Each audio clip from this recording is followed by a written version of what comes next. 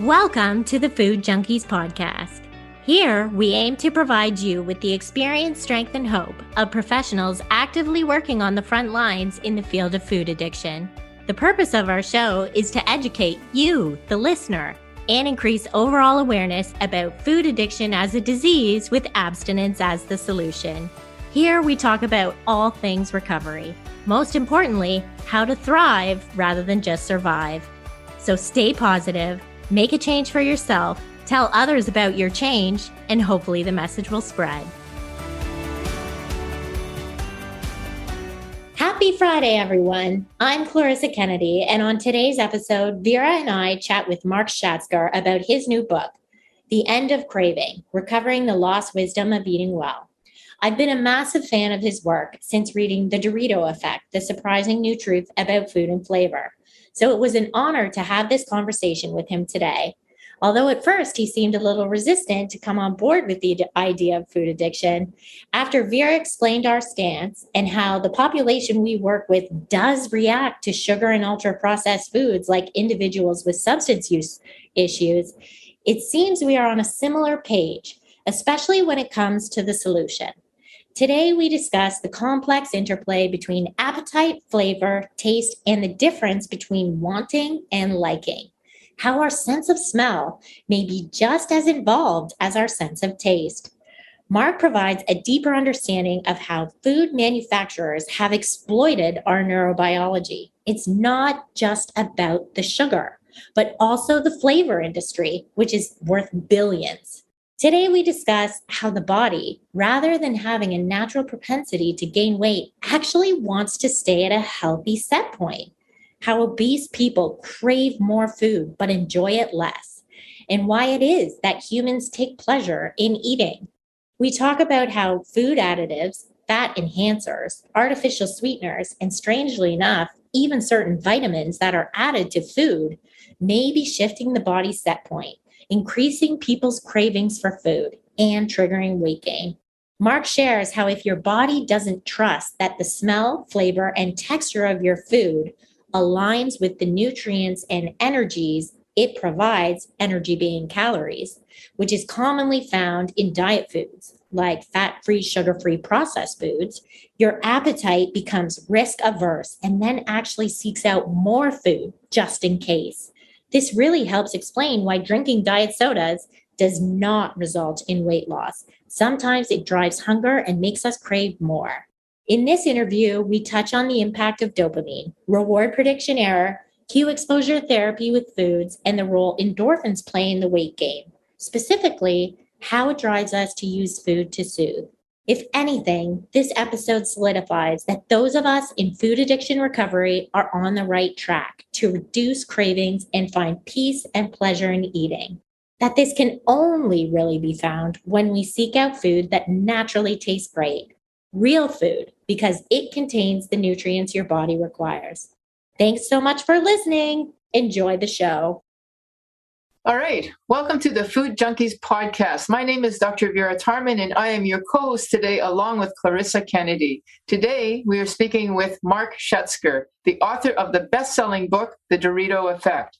Mark Schaztker is an award-winning writer based in Toronto. He's a CBC journalist and author of The Dorito Effect, The Surprising New Truth About Food and Flavor, Steak, One Man's Search for the World's Tastiest Piece of Beef, and End of Craving, Recovering the Lost Wisdom of Eating Well.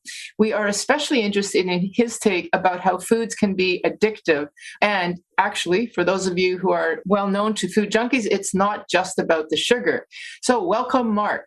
Thank you so much for having me. It's a pleasure to be here. Yeah, we're thrilled. I've been wanting to get you on our podcast for some time, so I'm really glad that you found the time to do this.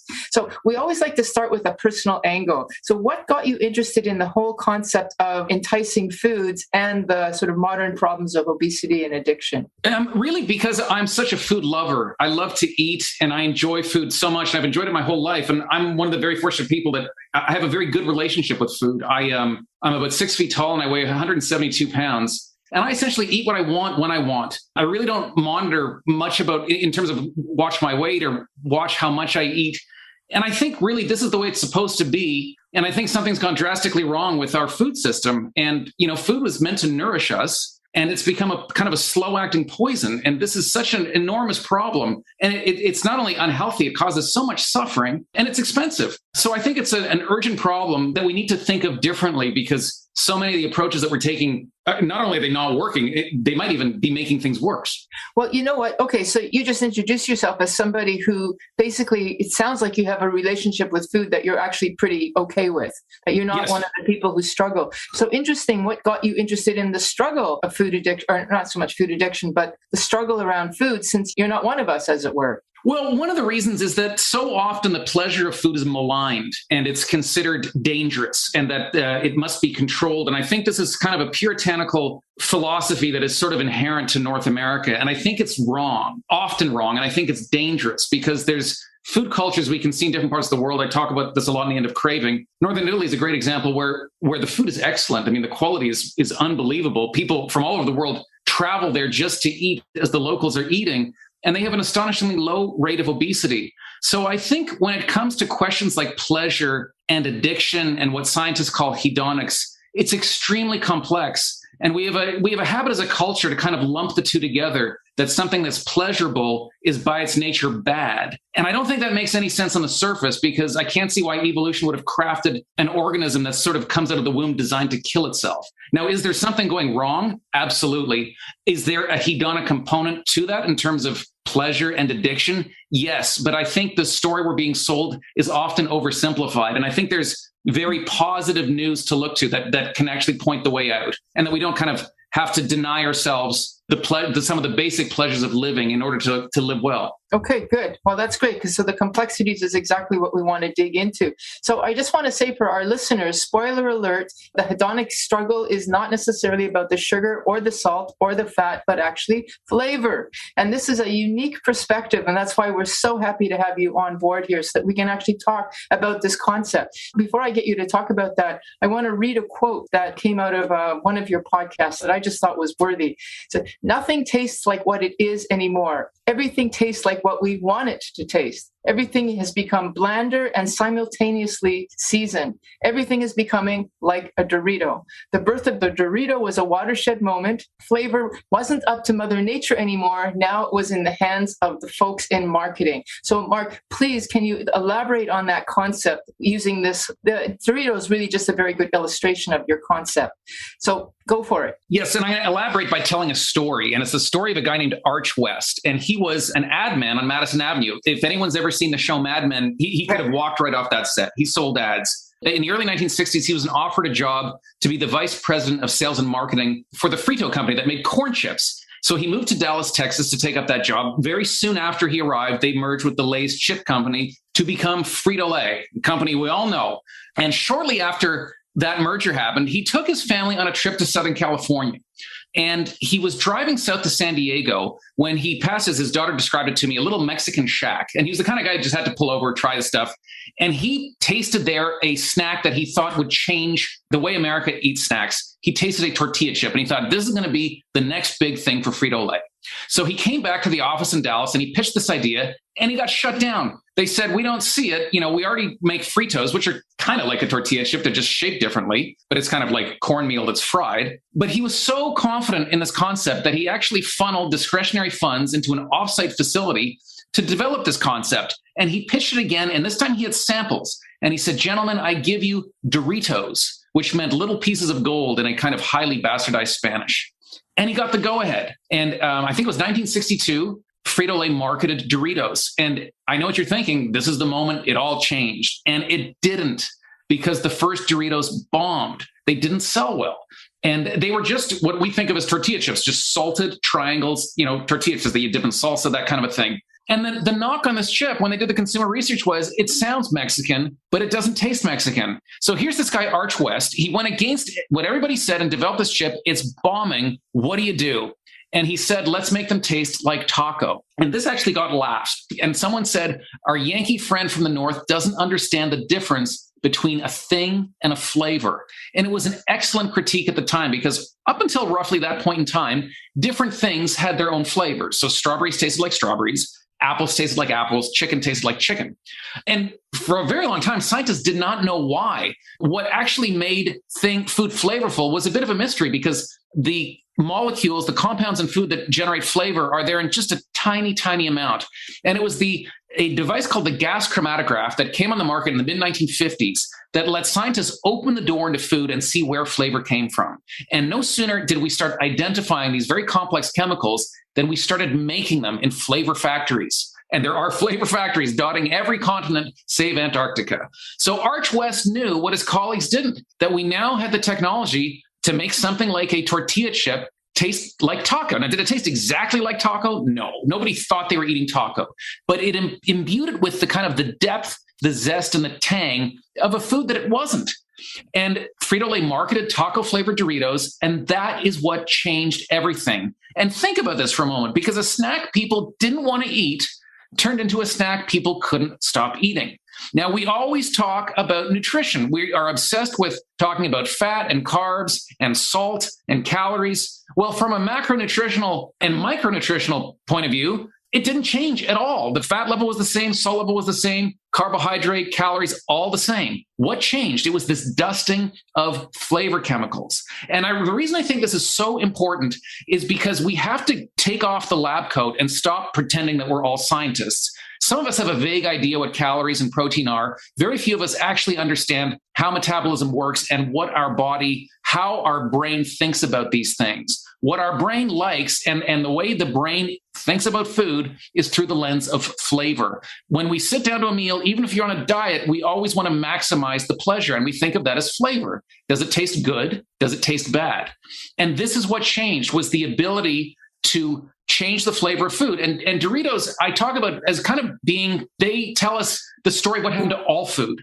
Because not only are we adding flavorings to all the wrong foods, the wholesome foods are losing flavor because our agricultural system is geared towards producing as much as possible. So on a very simple level, humans eat for flavor. Wholesome foods are getting less flavor food. Junk food is getting more flavor food. This is a problem. Okay, good. So you're talking about flavor. So in this book, particularly, you focus a lot on how we have, can you tell us a little bit more about our flavor mechanisms in the nose, in the mouth, the sweet, salt, sour, and just how that works and how the food industry is capitalizing on that. And listeners, please realize, I just want to reiterate what you said because it's so important. We focus so much on the sugar and the combo of the carbs and salt and sugar. And what you're saying is it's much more complicated than that. It's the flavor. So tell us about the flavor mechanism. Yeah, so scientists talk about flavor as being a kind of integration of two senses. What you taste with your tongue, and that's the basic tastes, and then what you smell with your nose. And people are thinking, what are you talking about, what I smell with my nose? I don't smell while I eat. Well, the truth is you do smell while you eat. It's called retronasal olfaction. So when you sniff, like you're sniffing a flower, that's called orthonasal olfaction. The odor molecules are going through your nose. Retronasal olfaction happens when the odor molecules of what you eat goes up in that kind of a hole in the back of your throat, and it stimulates odor receptors. So that's why when you have a cold, food loses so much of its flavor because you're not sensing the odor, these aromatic molecules, compounds that give food its character. So flavor is really a combination of what your tongue senses and what your nose senses. And it's very complex. If you think of your DNA as your instruction manual, the thickest chapter is on your flavor sensing equipment, the nose and mouth. It takes up more lines of code than anything else. So obviously it's really important. What's it doing there? And this is where things get so interesting because we are so quick to malign flavor. We say, if it tastes good, spit it out. Well, what the heck's it there for? Like, why is it taking up so much DNA? Why do we have this nose in the middle of our face that we sniff food with? Why do we sense food in this way? And this is where things become so interesting. And it's when we look to animal science that we find out why food has flavor. And I interviewed in the book a scientist by the name of Fred Provenza, who did fascinating work with sheep and goats. And what he found, here's the central issue that our brain, this thing inside of our head that's trying to survive, the problem it has with nutrients like vitamins is that they're very stable. They're really hard to sense. So how's a brain to figure out what's in food? What do I eat? What don't I eat? And how it does that is by sensing the aromatic compounds in food, and it associates them with nutrients. So Fred Provenza would do studies. For example, he would make sheep deficient in phosphorus. This is a mineral that's necessary for life. If you don't get your phosphorus, you're going to die. And he made them deficient in phosphorus. They're getting sick. They're like pawing at the earth. They want to eat all sorts of things because they know something's wrong. And he would give them a feed that was flavored like coconut, and then he would put a kind of this injection of phosphorus in their tummy. So it's important. They didn't taste the phosphorus. They only tasted coconut. He would also give them maple flavored feed, and he would associate that with water. Right. And what he found is that over time, the sheep learned that coconut equals phosphorus. So if he reinduced the deficiency, they would start eating coconut flavored feed. Their brain did the math. They said, coconut is where the phosphorus is. Now you might be thinking, well, hold on a sec. What if sheep just like coconut? I mean, coconut's delicious. Well, he reversed it with a different group. And for this group, the maple equaled the phosphorus. And this group would start to eat maple flavored food when they needed phosphorus. So this is why we have this incredible flavor sensing apparatus, because flavor is nature's language of nutrition. Nature is so much about a chemical sensing game, chemical war sometimes. I talk about in the book how plants will produce chemicals that attract wasps that kill the caterpillars that are eating them. Chemicals really are nature's way of communicating.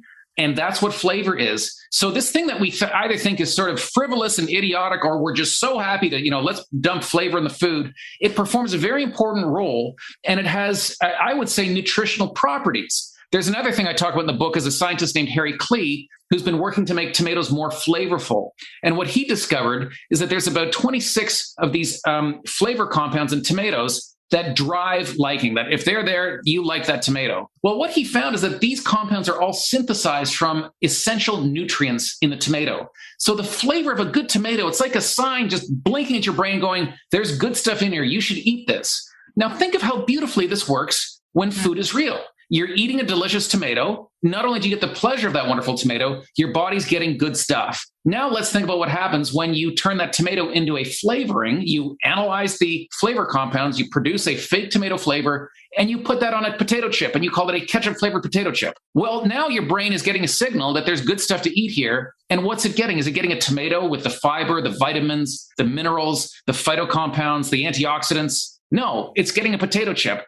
And this, I think, is so interesting because we have taken the pleasure of a healthy food and imposed it onto a food we shouldn't be eating. And I think this is so destructive. And I think it's starting to make us, this helps us understand why we're behaving in such self-destructive ways, because we're really kind of wiring our brain in an improper way to get us to eat stuff we shouldn't eat. Yeah, because we're actually thinking that we're eating the proper foods. And so that our drive to overeat is that continual desire to get that food that we're actually not eating, but we think we are. Well, yes. So that was the question I asked in the book that followed, which just came out recently, called The End of Craving. Okay. What I think I do not doubt for a second, what I learned on the Dorito Effect, is that adding flavor compounds to food makes us eat food we wouldn't normally eat. So another great example are soft drinks. If you think of something like Coca-Cola, Dr. Pepper, 7-Up, Pepsi, we always talk about these things as though they're sugary drinks. They are sugary drinks. But we always talk about sugar as though it's the guilty party. And on some level, that's obviously true. The sugars are where the calories are. The sugars are, that's involves insulin, all sorts of things. But let's ask ourselves a question. If it was just soda water with sugar, would people drink it? Well, I've done that test at home. I've given it to my kids. I've tried it myself. It's really not very interesting to drink. When you add the flavor compounds, you are imbuing it with a kind of this sheen of biological complexity that it doesn't have. So you take something that would normally be kind of like don't really want it, and all of a sudden you're moved to drink it. So I think that's really interesting. But then there's this other question that I asked, which is like, what happens to your brain when you start to do this over and over again? Is it just as simple as you're motivating yourself to eat food you wouldn't normally eat? Or does something worse happen? Because one of the interesting things I found, I talked to a lot of neuroscientists, and one of the interesting things, we talk a lot about addiction with food, and we often conflate that with pleasure. Well, some of the most interesting neuroscience about people with obesity shows that we're getting that part wrong. The stigma about obesity is that people lose themselves in the pleasures of food and they just don't know when to say no.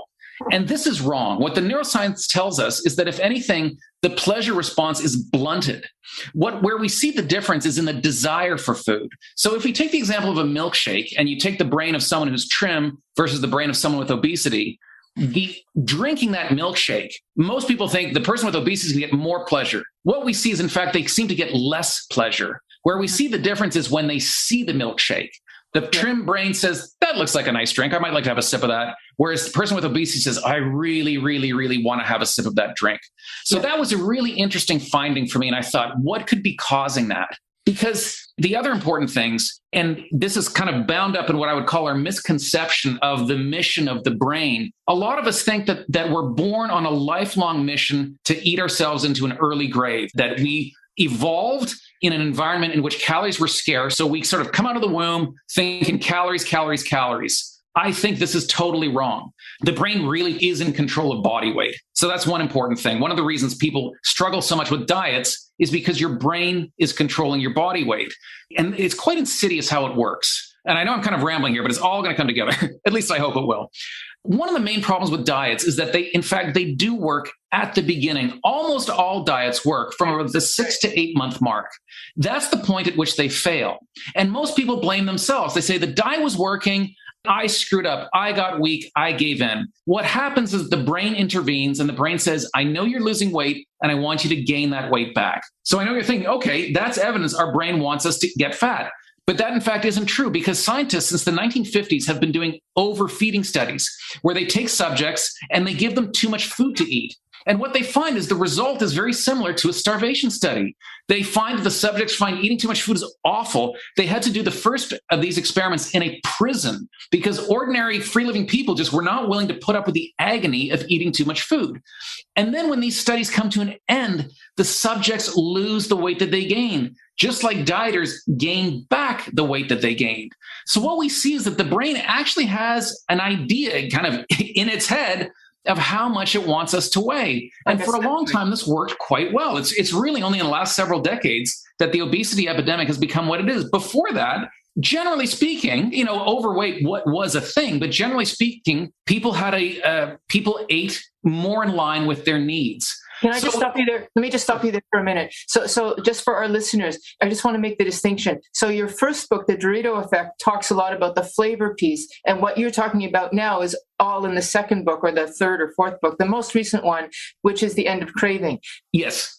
So up to now, you're talking about essentially our set point, that we all seem to have this set point. And you're now about to launch in how the food industry has altered that, right? Yes. So The End of Craving really became a large part of it became a quest to understand what would make an intelligent brain kind of go off the rails. And why is it that we see this spike in craving, that people want to eat too much food? Yeah. Okay, and go for it. So this is the other important thing, is that the other thing we have to understand about the brain is that it's a measurer. The brain loves to measure, and it measures calories. It measures what we eat. We think of the flavor of food as sort of being pleasant, frivolous, maybe dangerous. To our brain, it is information. So the brain is collecting information about the food you eat in your mouth, in your nose, but that's not the only place. There's also nutrient sensors all through the digestive tract. Your brain is constantly measuring. So if our brain was kind of dumb about flavor, didn't really measure, didn't know what was going on, then I would say, yes, we need to change, we need to maybe change the makeup of food. We need to resist it. But if it turns out the brain is very intelligent about food, that it's measuring what we eat in the mouth, but also, in the gut, this changes things because this means we have to be careful what we tell the brain because we could perhaps confuse it. And I want to talk about a recent study, which I think is so important, which shows the importance of measurement and how things can go wrong. This was a study that was done at Yale University by a scientist named Dana Small. And she was asking this question that we often all ask is it possible to create a beverage that is just as rewarding to drink but has fewer calories? Because wouldn't that be great if you could drink something that's just delicious and wonderful, but fewer calories? So how do you ask a question like this? Because this is what makes science challenging. And she came up with a really ingenious method.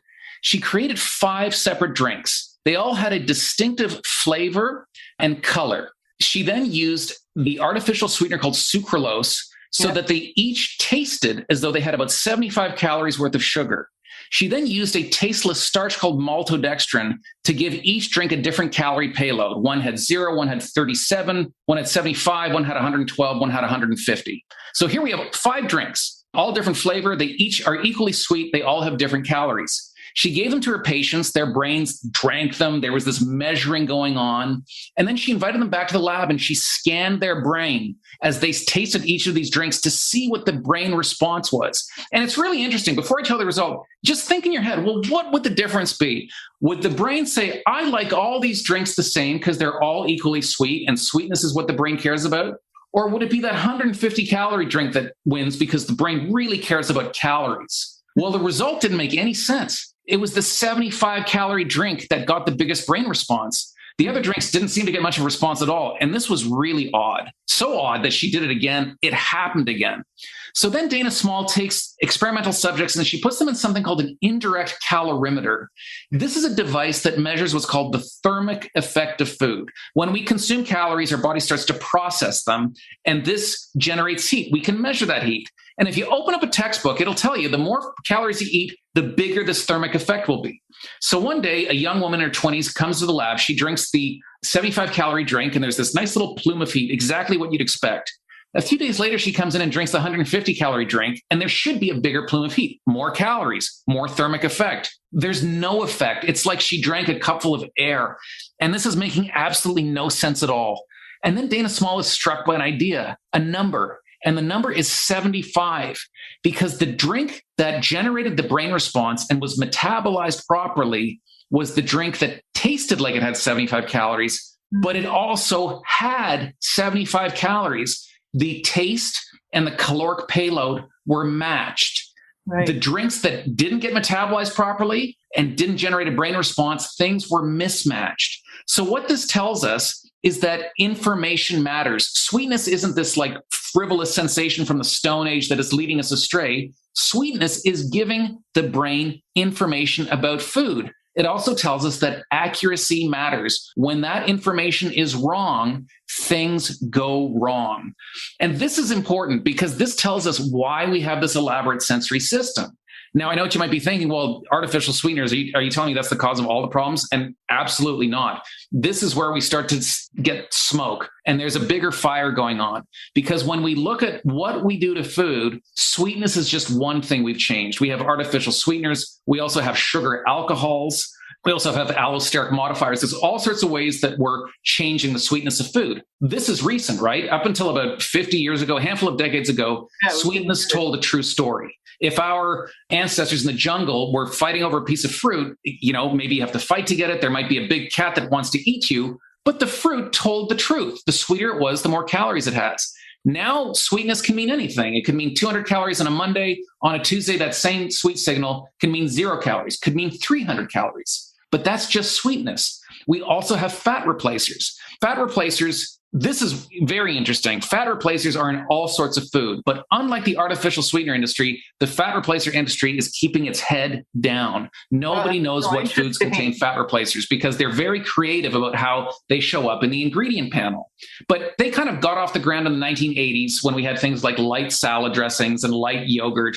And essentially, these are additives that create the rich sensation of fat in the mouth, but you wind up with just a smidgen of calories in the gut. This is a good idea if your brain's this kind of Stone Age ogre that wants to stuff its face. Maybe not a good idea if your brain loves to measure.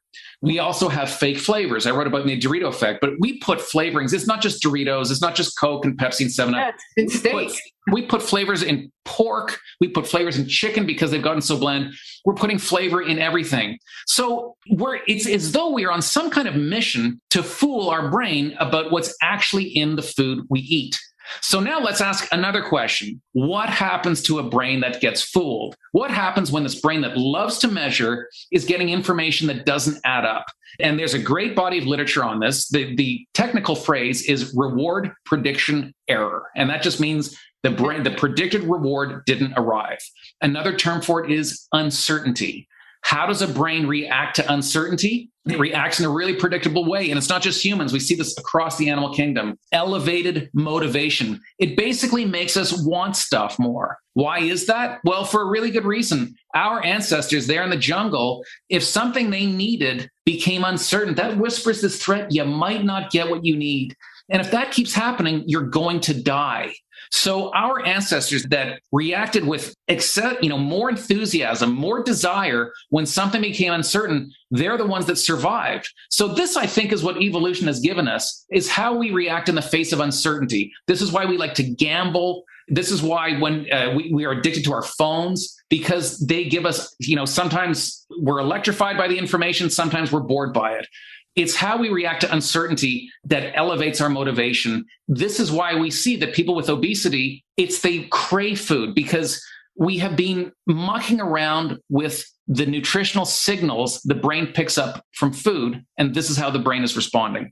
Yeah, so it's responding to this confusion. So I just want to, again, to put it into the context of what we're used to thinking about, because you really are giving a unique perspective here. So we think about, there's the dopamine spike or that want spike, which I'm hoping that you're going to elaborate on, as just the sugar itself, and that the filling, like the volume, the eating, the sort of stretch receptors in the gut are giving this satiation response. But you're saying it's far more complicated, that those things may well be true, but flavor and this, I think you call it the nutritional mismatch at some other point, is what's on top of that, complicating things even further. Am I right? Yes, absolutely. So so dopamine, and we can get into this further, but dopamine is this brain, this neurotransmitter. It's the motivation one. It's about wanting. So a lot of people for a long time thought dopamine was pleasure. That's not true. Dopamine is about wanting. And here's the thing, in a state of nature, that's important. It's important to want things. It's important to be attracted to food.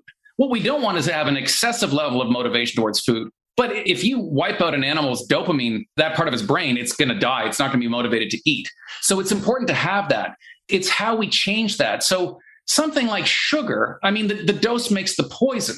Is a small amount of sugar poisonous? No, I don't think so. Are people eating excessive amounts? Absolutely. The question is why? The question is, why do some people find that they want to consume a tremendous volume of sugar and other caloric foods, and other people like myself are satisfied by a much smaller amount and aren't seized by these cravings? And I think that's what we have to unlock. So I think where addiction comes into it, I think we need to be very careful, because there's more than one kind of addiction. And I think people often want to compare the situation we have with disordered eating with drugs. And I think we can make some comparisons. What we see, for example, is there's a similar situation with drug addiction, that pleasure, that flew out the window ages ago. An alcoholic or a heroin addict, it's no longer about pleasure. They are seized by cravings and they don't receive pleasure from it anymore. They're just trying to extinguish this bonfire of desire. So we see similar things with obesity, certainly with binge eating disorder. So I think those things are similar. I think what's different is that drugs go behind the blood-brain barrier and they start to muck around with neurotransmitters. And food is sensed. So I think food is more of a behavioral addiction. I think it's more similar to gambling, where it's a behavior that's gone off the rails. It's not, I don't think you can compare sugar to heroin, because I think they're very different in how they act. But I do think if we're going to put it in that spectrum of addiction, of a reward system that's gone awry, to me, it's more similar to things like a gambling addiction, a behavioral addiction. I guess you could say is it a distinction that matters? I think so, just as far as understanding it. And because that's going to perhaps affect how we try to improve it and resolve it. Well, if I can just make a defense on the front that sugar can play a role, like you mentioned earlier, and you said it a couple of times today, that the idea that there's a learned behavioral additional dynamic on top of the flavor mismatch. And when a person is hypersensitive to the sweet taste, we certainly agree that there's a behavioral piece, absolutely. But even just the sugar on a repeated level adds that additional dynamic of learned behavior. So it's the sugar itself that stimulates that. So the sugar started it, but then, yes, it does become a behavioral piece after that. And I agree with that. But like you said, it's learned. And I think a difference with something like cocaine or heroin is it's going to hijack your reward system the very first time you try it in a very strong way. Well, it can for food addicts too, it's because of maybe an inheritable, dopamine impairment already from the get-go. So there could be something happening there. Like with food addiction, or sugar addiction, we don't say everybody in the population who eats junk food are sugar addicts. It's a 10 or 15 or 20% of the population. And we also believe that start that way. And we also believe that we can create that disorder so that the first time you use heroin, only 10% of the population will become addicted. But if you use it on a regular basis, I mean, those Vietnam vets that came back eventually got off of it, but they were addicts while they were over there. So because of the access. So, as long as we're in an accessible world where there's sugar all over the place, we're creating more and more addicts. Anyway, that's our argument. So I don't disagree with you, but then you run into problems, it seems to me, if you look at an environment like Northern Italy, where they have sweets, they have wonderful sweets. Yes, they could, in theory, become addicted. I would say their sweets actually taste better than ours. I mean, the gelato there puts our ice cream to shame. Why are their portions so much smaller? Why are they seemingly satisfied by smaller amounts of what I would consider to be better food? This, to me, is where it becomes so much more complicated, and there aren't simple answers. And I think I should also say that you're taking what I would call a more nuanced approach to food addiction. One of the things I'm reacting against is people saying, we're all addicted to food. I drink a Coke because I'm addicted to it because it tastes good. And that's just, it's very simple language. And I think it's actually profoundly cruel to people who really do suffer with this on a much deeper level.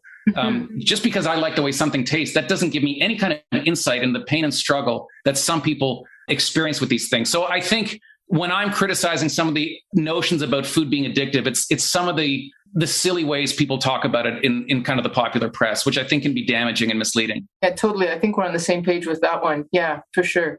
Chrissy, do you want to say something about that, or shall I just continue on here? No, I just wanted you to maybe touch a little bit more on the wanting versus liking. I liked when you were saying a little bit about, I was listening to an interview where you were talking about that. What is it called? Reward prediction error. Yes. And you were saying how, we're drinking all these drinks with sweetener or whatever. And then we find out, like, the brain understands we are not getting these calories. So then it's driving perhaps a need or desire for more food so it can get those calories. Is that kind of what you were stating from? Is that how reward prediction error works? Yeah. So to broaden it out to how, like, the problem's working in general, is that there's many different kind of signals for calories the brain can get. Sweetness is one of them. Fattiness is one of them. I think flavors can be an energetic signal. And that signal is just chaotic. It used to be really certain, like it might be hard to get, but when you got it, you got the real thing. And we have just made that a signal that was certain become very uncertain. I'll give you an example I often use. If you're calling an elevator, the button you press, the elevator call button. How often did you press that once, or did you press it a whole bunch of times? A few times. A whole bunch of times, because you're sitting there going like, is this thing even working? Where's the elevator? Someone's like holding the door. So you just jab it. But when you get on the elevator, let's say you want to go to the 18th floor. How many times do you press that button? Once. You press it once because it lights up and So this gives us an insight. I'll give you another example. If I told you got a flight that leaves at 4:30, your watch says it's 2:30 right now. It's either an hour fast or an hour slow. What would you do? I would go with it being an hour slow, so I would get there earlier. Yeah, you're like, I got to get to the airport. So this shows how uncertainty elevates motivation, because you're like, I might miss my flight. That would be a disaster. So there's just this inherent response. And I think that's important, because another thing we don't talk enough about, I don't think, is the... Can I just jump in? Because this is just to relate this to our language. A lot of people will admit that they're eating not because they're enjoying the food at the moment, but because they're hoping that they can prolong, or that they're going to get what they want in the next 5 minutes. So, and they don't want to not, because they might miss out on that. So it's part of that uncertainty principle. It's not the enjoyment. It's the fact that they might not get what they want that they're still hoping for. Yeah. So, I visited an eating disorder clinic in Germany, and I spoke to a patient who'd gone through some really interesting therapy, which I'd love to tell you about. And she said she realized that so many of the foods that she loved were kind of always whispering lies, that she used to really love cake, but cake never really followed through. There was always this great idea of cake, but when she ate the cake, she never actually got what she thought she was going to get. And she had to have someone essentially bring her to the point of realizing this. And it opened the door to her liking all sorts of other foods. One food that really helped her was dark chocolate, which she didn't like at first. And then she grew to love it, to the point where she tasted milk chocolate again. She said, it's too sweet. And she said, the thing about dark chocolate is you can't eat it too quickly, that it just sort of, it has a moderate pace to it. So I'll tell you about this therapy. It's a fascinating woman. Her name is Anya Hilbert, and she does what she calls hedonic therapy. And hedonic is the scientific word for pleasure. So it's pleasure therapy. And what's so interesting is she uses this language of wanting and liking, which a lot of neuroscientists use, but she's not a neuroscientist. She's a different kind of scientist. And it shows us that there really is something here. So the first thing she did was to really acquaint me with this wanting drive that we have. It's called cue exposure therapy. It was originally developed for phobias, but it can be used with food. Yeah. So she gave me these 2 potato chips. It was a cheese, and actually she gave me the bag. And she's like, I want you to look at the bag. I want you to look at the picture. And then I opened it, and it makes this nice popping sound, and there's this, aroma that fills your nostrils. And she says, you can take 2 chips out of the bag, but she says, you can't eat them. She said, I can sniff them. I can look at them. She says, you can rub them together. You can even nibble them. And funnily enough, it was the rubbing them together that really set me off. I really wanted to eat these chips like badly. Like it was almost like a pain, but she wouldn't let me. And then she's like, I want you to throw them in the garbage. I'm like, what? Like, what? And then I did. And then I took out 2 new chips and they were like, it was like a new car. They had this, like, they were like fresh and new and perfect. And she wouldn't let me eat those. And this craving just built and built and built to the point of pain. And it really gave me this insight. And even someone like myself, like I said, I don't have some of these issues. I can still fall victim to some of the ways foods are designed to really draw us into this trap.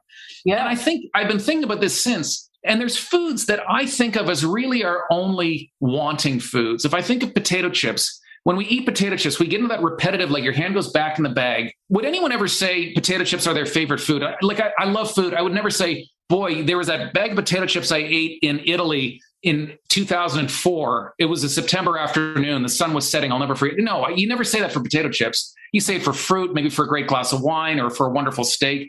But what is it about potato chips? We just put our hand in the bag, and you're just, the one chip leads to the expectation of the next one. And it's just this cycle. But they never deliver what I think of as genuine pleasure. However, the principle of really enjoying food is part of the recovery plan that we really talk about. So I would like you to talk about your solution, because I suspect it's going to be the same as us. We want to have real food that has the nutritional match and absolutely enjoy it. Yeah, one of the main things is to eat real food. This is not exactly a new finding. Many people who talk about what's wrong with food come to that solution. What I would say is different is we have to eat like Italians, which is that every meal should be an opportunity to enjoy the food that you're eating. That doesn't mean to stuff your face. It means this immersive kind of mindful experience of really thinking about and enjoying what you're eating and enjoying it with other people. Don't eat in the car. Don't eat in front of the TV. Don't eat mindlessly. Don't eat food that the only experience it gives you is the desire to have another bite. But eat food that tells a story about itself, that, you know, who grew it, where it's from. One of the kind of neat insights I had when I was writing the book is I went to northern Italy and I went to visit a bean festival. We think of Italians, you know, they love pasta and lasagna and all, and they do, but they also love beans. And I think beans are a food that are undervalued here, because I think when they're prepared properly, they're incredibly delicious. They're also very nutritious. So there was a guy, this kind of tall guy with a handlebar mustache selling his beans. And I asked him, you know, what's the best recipe? And he was an absolute purist. He said he would just boil them with some salt, and he wouldn't even use olive oil. He used a neutral vegetable oil because he didn't want to cover up the flavor. And then someone else says, you know, when you boil it, you should add an onion. Someone says garlic. And then another woman says rosemary. And then, you know, this argument ensues. And then, okay, so the recipe is one thing. Well, it turns out they produce 4 different varieties of this bean in this village. So then an argument breaks out about which is the best bean. And I thought, no matter where I go, everybody argues about food. But here's the difference. Here we get into these quasi-scientific discussions about carbs and fat and calories, often things we don't fully understand, and certainly things that we can't control the way we think we can. In Italy, they argue about who's got the best recipe. What is the best way to enjoy this food? They don't live in fear of food. They celebrate the products of the land and the sea, and they're not trying to change the properties of food with artificial sweeteners and fake fats and so forth. They revere the recipes that have been handed down. Well, their method certainly sounds more primitive, but it's certainly working. Their relationship with food is much, much better. So I think what we should do is eat real food. And that's, you know, food that comes from farms and comes out of the ocean, but also food that tastes robustly of what it is. Tomatoes that really taste like tomatoes, and beef that tastes like beef. And so that, you know, you have to take more care in how you source your food and how you prepare it. But I think it is so much more rewarding to eat that way, not just during the meal, but how you feel afterwards as well.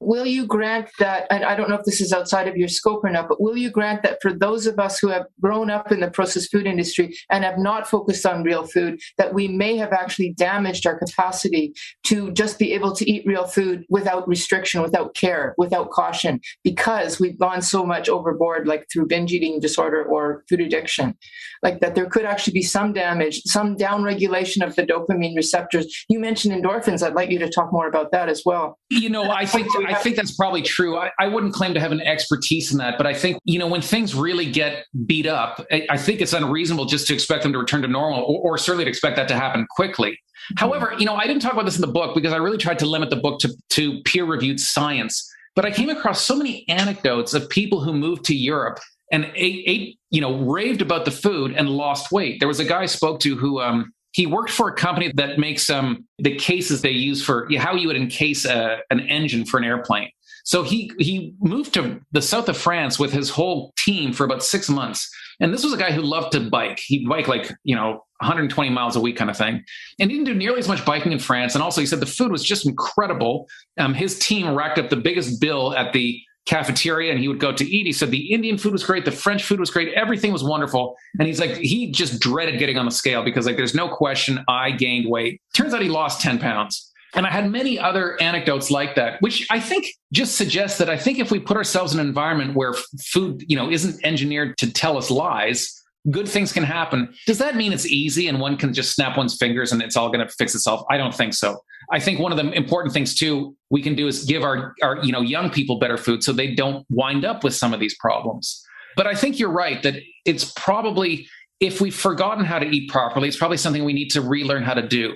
And that's something that's going to take effort and time. Okay, so you haven't said much about the endorphin piece, and that's something that we don't hear a lot about within the whole food craving business. So can you elaborate a bit on that? Yeah, so I'll talk about some research that a guy named Kent Berridge did, and this really deepened our understanding of how pleasure works with food. And this was when we thought dopamine equaled pleasure. Yeah. Kent Berridge is a psychologist, and he was very much on the dopamine as pleasure train, to the point that he wanted to add to that body of knowledge by proving that. So what he did is he took some rats and he used drugs to reduce the amount of dopamine in their brains. And then he gave them this sort of shot of sugar water in the mouth. And rats really do like sugar water. I would argue more than humans do. And he was expecting, with the dopamine reduced, they're just not going to enjoy this. And they did. They did these funny, cute little things that rats do. They stick out their tongue and they lick their paw and they make these cute little gestures to say, that was really good. So he's like, doesn't make sense. Dopamine's supposed to be pleasure. Why did they enjoy the sugar water? So now he lesions their brain. He wipes out the dopamine network. And these rats are catatonic. I mean, they can't even be stirred to do anything. And they just live in this kind of gray, pleasureless void. He fires the sugar water in their mouth and they do it again. And he's like, my God, what's going on? This doesn't make any sense. So now he switches tactics. He puts electrodes in their brains and cranks up the dopamine. Well, now they just turn into eating machines. They are just stuffing their faces. But funnily enough, they're making these facial expressions that they actually can't stand what they're eating. They're making this. It's called a gape. It's like, this is awful. It's like they're experiencing pain and they're stuffing their face. Things really aren't adding up. More evidence starts to trickle in. Dopamine is also involved in movement. So some of the drugs that are given to people with Parkinson's elevates dopamine. Right on, well, it turns out people given these drugs that elevate dopamine were doing these odd things. Like one guy would just take apart his fridge for no reason, or they start chopping wood like a maniac. They would like to play scratch cards, or they would gamble, or they would pester their wives for sex, or they would visit prostitutes or use pornography. But they said they never enjoyed doing any of these things. They felt driven to do them. And finally, Kent Berridge solved the puzzle. And what he found that what we talk about as pleasure isn't one thing. It's in fact two things. There's the dopamine aspect, and this is motivation. This is wanting. This is the desire that this is what brings us towards the needed thing. Then there is what he calls liking. And that's different than dopamine. That is the pleasure impact. And that's not mediated by dopamine. That's mediated by the opioid neurotransmitters. That is a different experience. So if you think of a meal, when you get that wonderful waft of pizza aroma and you see the slice of pizza, your experience, that's a dopamine thing. You want to eat that pizza. When you put that first bite of pizza in your mouth, you go, oh my goodness, that's delicious. That's liking. And they're two different things. And what I found when I visited Anya Hilbert's lab, like I mentioned, there's a lot of foods that really just, get this dopamine thing galloping, but don't really deliver what I think of as genuine pleasure. Okay, great. Before we, Chrissy, I know I want to give this back to you, but I do want to mention your other book, Steak, which I really enjoyed. It was, for those of you, especially the keto folks who like to eat meat, this is a must read, folks. Mark, you've got a great ability to tell a story. I mean, you're doing it here. And in the book, it's like I'm traveling with you, all these different countries, all these different ranches, all these different questions about steak and how to grow it. And I guess you believe that that's a very good nutritional match, the steak with the dopamine. Endorphins. So that's where things really start to get interesting for me, is because the steak book really started out as more like a travel food book, really not scientific at all. And I just wanted to, I had this great experience eating steak. I visited my brother. He lived in Chile in the late 90s, mid to late 90s. And I had this unbelievable steak with him. And I just asked this question, why was that steak so good? And it turns out all the answers I got, it's about marbling, fat is flavor, all wrong. What it turned out is what really matters is what the critter eats. And cattle were designed to eat grass. And grass-fed beef can be really bad, but boy, when the farmer knows what he or she is doing, it is just transcendental. It's unbelievable. And you will spend the rest of your life just trying to get that steak. But what was interesting was that I was really just after the pleasure of steak, but it turned out that this was also better for me. It's a diet that's better for the cow, also better for the planet. And this started to tell me that, I walked into that book like so many of us thinking pleasure's bad. The best steak's probably going to be like a heart attack on a plate and the cow's going to have to be tortured and, the temperature of the world's going to go up 5 degrees. And no, in fact, it was kind of a win-win-win across the board. Better for me, better for the cow, better for the planet, and just wonderfully delicious. And that's what really made me look at this problematic relationship we have with food and come at it in a different way. Wow, that's fabulous. Do we have time for one sort of off question before we close up? Yes. In the End of Craving, you mentioned, and I just wanted to know if this was a central piece or just an off piece. You mentioned about the cause of obesity as being the vitamin 3 niacin. Is that something that you were is that something worth talking about? Because absolutely. I'm talking about that. Yeah, this was another piece of the puzzle. And this gets back, and so you're probably wondering, well, what's the connection? What this gets back to is I would call our suspicion of food and our belief that there's something wrong with food and it needs to be improved. And this is where Italy comes back into the picture. Because if you rewind the clock about 100 years ago, both the north of Italy and the southern US were being plagued by an epidemic called pellagra. Nobody knew what the cause was. It was a terrible, terrible disease. It would start with these skin scales that would progress, and then people would become demented. They would get horrible diarrhea, and then they would die. There was all sorts of bizarre theories, very much like obesity. There was all these experts that pounded their fists on the table, and they were sure they knew what the cause was. Some people thought it was rotten food. Some people thought it had to do with if you live too close to water, spores that get into your blood that burst into flame. It's sandflies, it's mosquitoes. I mean, it just went across the board. Well, finally, an epidemiologist named Goldberger realized that he went to a sanatorium in Georgia, and everyone thought he was nuts. He said, don't mop the floor, don't wash the sheets. I just want you to start feeding them different food. And he fed the inmates things like beans or milk or cheese, and he reversed it. And this was very important, our understanding of micronutrition, because he showed that food isn't just food, that there's essential elements in food that are necessary for survival. We call them vitamins. And what was lacking in the diet of people with pellagra was vitamin B3, niacin. Well, what gets really interesting is when you look at how these two cultures, what their approach to fixing it was. The United States in the early 1940s passed the enrichment laws where they encouraged, but basically made law. You got to start adding niacin and also riboflavin and thiamine to bread. And then it made its way into flour, rice, corn flour, pasta, donuts. And now you look at a box of cereal and it's just loaded with vitamins. The idea was, we don't know, food is by its nature imperfect, that you can eat food but get pellagra. And we don't know what's good for us. So we need to fix what's wrong with food, because there's something wrong with food and there's something wrong with us. Now, look at what they did in Italy. They could have added niacin to their polenta, to their bread. And they said, no, they didn't think food was the cause of pellagra. They thought food was the solution. They said, these farmers are poor. They need access to better food. So they said things like, you should raise rabbits because it's cheap to raise rabbits. It's a cheap form of meat. They said, this will sound hilarious. They said they should drink wine. And I mean, that seems completely totally nutty. Someone with a nutritional deficiency should drink wine. But back then, the wines were not very well filtered. They had a lot of yeast, and yeast is absolutely loaded with niacin. It was actually good advice. Well, both solutions worked. Enrichment basically wiped out pellagra almost overnight. Italy, it took longer, but Italy ate its way out of a nutritional deficiency. Fast forward the clock, and things could not be more different, because the southern U.S. graduated from one nutritional disaster to another. The pellagra belt is now the diabetes belt, or the obesity belt. It has the highest rates of obesity and diabetes in North America. Northern Italy is this Alice in Wonderland upside down world where everything you were ever taught about food and fattening, this and that, makes no sense, because they eat an incredibly rich diet: cream, cheese, gelato, cured pork, pasta. In Bologna, that's where we get the word bologna from. They call it mortadella. That is their favorite sort of luncheon meat. They've had rules about how to make it for 300 years. They have an official repository of recipes in Bologna. If you want to make lasagna or tortellini, any of these wonderful things, they say you need to make it this way. They eat such delicious food in Italy that people from all over the world fly there to eat. You would think if deliciousness is the cause of our problems, they would be the plumpest in the Western world. They are the thinnest. The rate of obesity in Northern Italy is less than 8%. It's astonishing. They're eating such wonderful food. Well, I asked the question. So I think this tells us two things. One of them is that this idea that there's something wrong with us and there's something wrong with food, I think is wrong. We thought food is the problem. We need to change food. I think the Italians were right, that food is in fact the solution, eating and enjoying real food.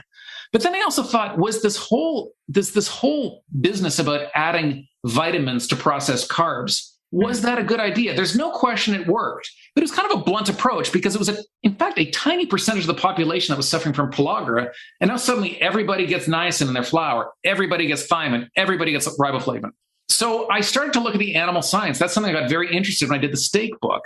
And what I looked at specifically was pig farming, because pigs, of the animals we raise, pigs are the most like us. They're omnivorous, monogastric mammals. They eat lots of stuff, animals and plants. They have one stomach, not like cows that have a bunch. So they're a lot like us. Well, pig farming radically changed in the 1950s, and the reason was because of vitamins. So what a farmer wants to do is get their pigs fat quickly because they get paid by the pound. So the bigger they can get them big and fat, the better. So back then, they knew that there was this kind of rocket fuel feed you could feed your pigs, corn and soy. But they knew you can't give them too much of that because if that's all they eat, they're in fact going to get quite sick and they'll get something like a pig version of pellagra because it's not nutritionally balanced. So back then, all pork was what we now call pastured pork. The pigs were sent out to pasture where they would eat things like alfalfa. They would eat their greens, and this would balance the diet. So you could feed them corn and soy, but they had to go out and get their greens. Well, the discovery of vitamins changed all that because now you could just give them this rocket fuel feed of corn and soy, and you didn't need to send them out to pasture. You could keep them locked up in essentially a cage. They called it dry lot, and now they're kind of like these intensive farms. And it changed pig farming forever. If you look at the growth curve, pigs got bigger, faster, fatter than ever before. So I asked the question in the book that, maybe adding niacin and other B vitamins did cure pellagra in the short run, but maybe adding these vitamins to processed carbs is a bad idea. I'm not against all vitamins, but these B vitamins are the energy metabolizing vitamins. So calories on their own, this is important because we often think of calories are just like energy, and that's not true because calories are useless without the vitamins that help metabolize them. So you cannot have a hypercaloric diet without the vitamins that metabolize these calories. Yeah. So it's not just enough to have the rocket fuel. You need the vitamins to make that rocket fuel burn. So what we did to pigs to make them big and fat quickly is what we did to our own food. And I think that's a policy we need to revisit and we need to challenge. Okay, great. Wow, thank you. So for those of you, Food Junkie, add these 3 books that are fabulous, or it might be 4, is it 3? 3, it's 3. Okay, 3, all very well, easy to read, very, very pleasant, and really provides a unique perspective on top of what we're already talking about. Chrissy, do you want to close this off? So we're just curious, what are you working on next? Well, I don't know exactly. I think maybe, and people often come to me, they want practical advice. So maybe something that might be more practical about not just how to cook, but to really understand on a fundamental basis exactly how food works. And I think one of the things that's interesting to me is that cuisine and culture, I think these aren't just recipes. I think this is kind of like the nutritional wisdom of the ancients. And it's looking at parts of the world that get it right and to understand exactly how they get it right. So the ideas are still forming, but I think there's more work to do.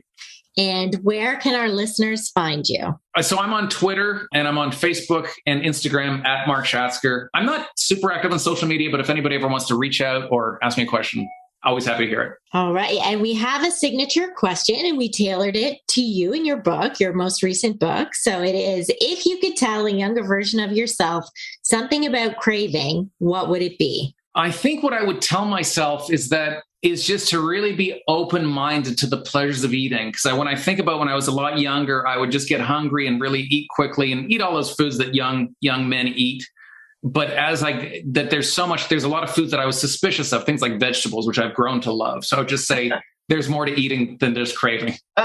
Great way. Love that. Awesome. Thank you so much for being here, Mark. Yeah, thanks for having me. It's a great discussion. Thank you.